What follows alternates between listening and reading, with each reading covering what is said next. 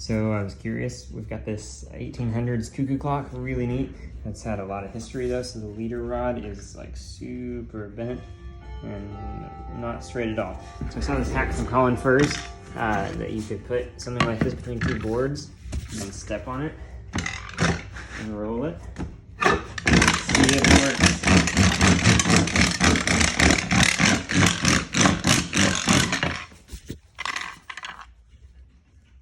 We're getting there.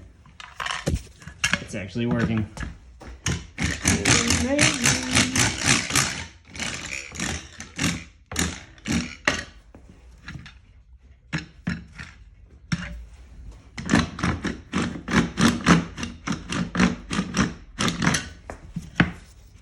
It's actually working. That's amazing. Thank you, Colin. This is great. See you guys next time.